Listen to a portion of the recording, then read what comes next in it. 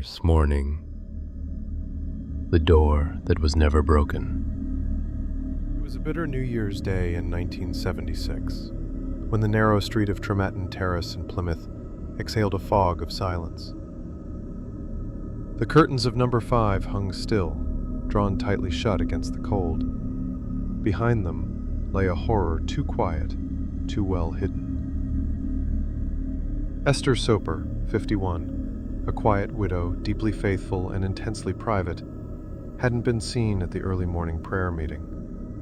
That alone was enough to raise concern among the exclusive Plymouth brethren. Esther was never absent from worship. When two fellow brethren arrived that afternoon, the air around the house was dense with unease. The door was unlocked. Inside, nothing made sense. Chairs were overturned, drawers burst open, and then they found her. Esther's body lay wrapped in her own curtains, as though the killer couldn't bear to face what they had done. Her tights, grotesquely tightened around her neck, whispered of both frenzy and intent. A cider bottle lay nearby, stained dark, not with drink, but with death. The police would later say it was a botched burglary, but there were no signs of forced entry. No valuables stolen, no struggle, no screams. From the outside, Esther's life was as orderly as a prayer book.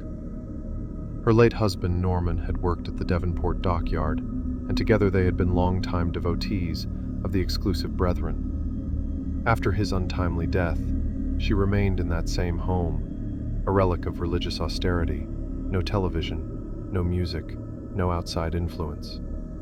It was a place of spiritual retreat, or so it seemed. Her estranged father, Stanley Copeman, hadn't spoken to her in 15 years, not since he remarried. He called her a truly lovely person. He couldn't fathom why anyone would wish her harm, but perhaps he hadn't truly known her for decades. On the other hand, the church kept to itself.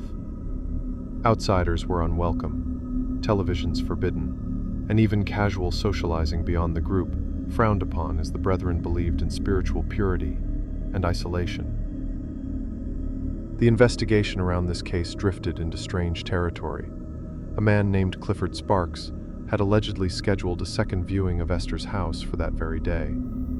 He had seen it once before and insisted on returning alone, but Clifford Sparks never existed. No records, no witnesses, no trace.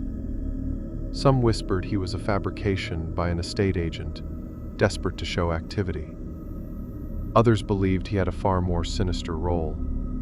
Despite all of this, the most disturbing detail wasn't the cider bottle or the strangulation or the quiet. It was what wasn't found.